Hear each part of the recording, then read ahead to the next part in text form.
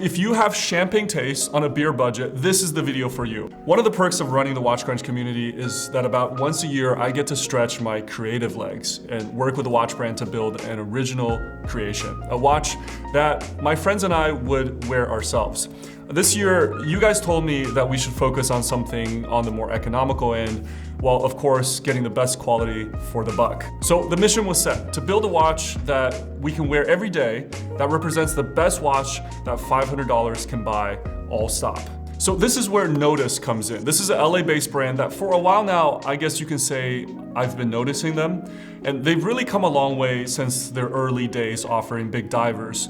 So two guys, Wes and Cullen, who met in college and played in a band together, are just cool dudes. And what I noticed that in the past year or so, Nodus, in terms of both design and engineering, has really stepped up their game while still maintaining a very reasonable price point. So when it came time to pick a brand that I thought can take this vision of building the best $500 daily watch into reality, Nodus was a clear front runner. I'm gonna give you a close look at this collaboration, let you know how you can get one, then I'll go through a few of my other favorites in the Nodus catalog. What do you get when you breed an IWC with a Rolex Kermit? Well, in my head, you get the Nodus WatchCrunch Flyboy. I chose the Pilot platform due to its versatility as an everyday aesthetic, as well as a recognizable field watch dial design that is very pleasing to the eye. It's also got applied numerals with polished borders that my IWC wish it had. But here we have these stylized, oversized 3-9-12 numerals to keep it from looking too generic like a lot of field watches on the market. This resembles a lot of this Hamilton Pilot that I've always liked, but couldn't pull off due to its 42mm size. The dial has this step with a recessed center section sporting a grainy texture finish, as well as a crosshair that points at the 3, 6, and 9. I love these broad loomed hands, very pilot-y. And the day-date function is at the 6, where all dates belong in my book for symmetry. And look closer, you'll notice a tiny little triangle above the 12 as a nod to the Pilot watch aesthetic. Now, we wanted to give this watch some color, so we went with a green bezel, a la the WatchCrunch team color. This actually is a brushed ceramic bezel. Yeah, you're gonna find a lot of features here that are really unheard of at this price point. And the brushing is circular and gives this watch some really interesting qualities. It's sort of like a foresty green in the dark and becomes a more vibrant, verdant green when the light hits it. And the bezel is also unidirectional, countdown 60 minutes with 120 clicks.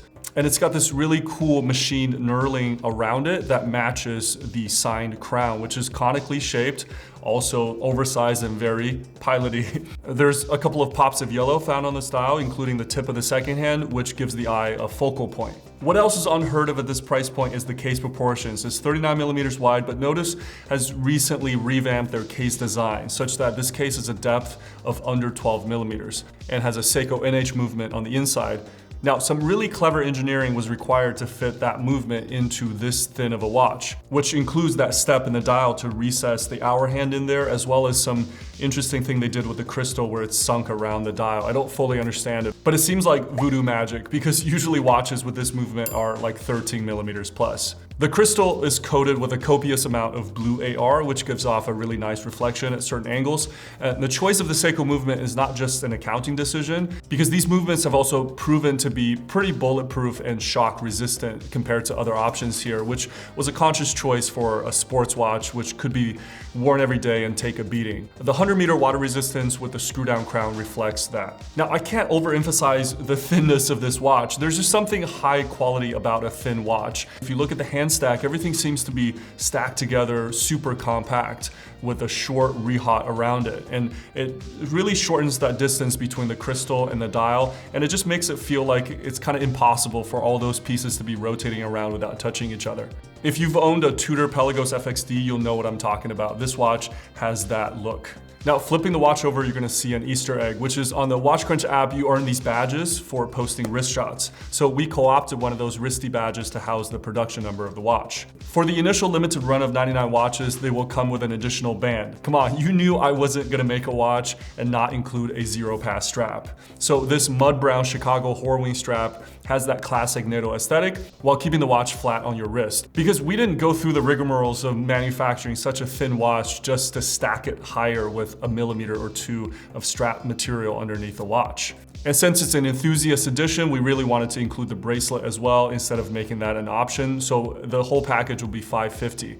The 5-link bracelet is really solid and features the Node X clasp with adjustment. So if you're interested in the Nodus WatchCrunch Flyboy, watch till the end. I'll let you know how to order one. But before then, I think there are 3 other offerings that are really highlights in the Nodus catalog I think you need to be aware of. The first one is the Contrail. They just did a new version of this, which also has their new case design. And so this is a 40.5 millimeter GMT that is now also about 12 millimeters thin, but still with a lug-to-lug of 46.5. This is one of 4 colorways. This one's called the Polaris. Reminds me a lot of the Grand Seiko Sports GMT in terms of aesthetics. It just wears better. It has a snow white dial with contrasting blue accents like on the arrow-tipped GMT hand, as well as a blue top section to the bezel. And that bezel is sapphire line and actually loomed. Super cool. The watch is driven by the Miyota 9075, which is the Flyer GMT movement, allowing independent jumping of the hour hand. The Contrail starts at $825. Another recent hit that I reviewed was the Trail Tracker, so I won't belabor it. This is a collaboration between Nodus and Raven watches. Now you might say Nodus does a lot of collabs, and yes they do. They actually have this program called the Nodus Design Lab where they work with renowned individuals or brands, sometimes not even watch related brands, to design a watch. And as Nodus says, collaborators have the fun of creating a design while Nodus does the heavy lifting of getting it manufactured. The Trail Tracker has this DLC coated 39mm case that gives off this earthy gray-brown tone. The dial has a lot of like Tudor snowflake vibes with the square hour markers and features the big yellow GMT hand for color. The bezel is totally Rolex Explorer 2, fixed with engraved numerals. This also runs the Miyota 9075 and is priced at $875. The last one of my Nodus picks is the Sector Sport, especially in this frosty glacial color. It has that Explorer 369 dial, but it's much more playful with a variety of colors. They just did this one in a yellow dial that is pretty sick. The case is also interesting with these tall angular lugs that remind me a lot of the Tag Heuer Carreras. This one does wear a little bit tall. It's only 12.5, but it doesn't really hide its height really well.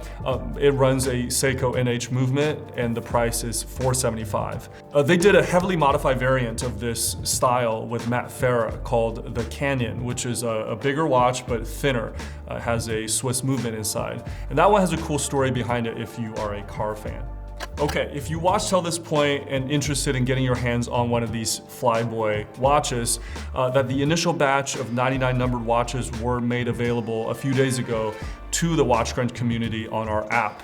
So the best thing to do is to get on there and find my post and look for instructions for ordering. Now, I feel really lucky to enjoy this hobby of ours, which is obviously full of first world problems. So as a part of every collab, I would like to do something nice for the world at large.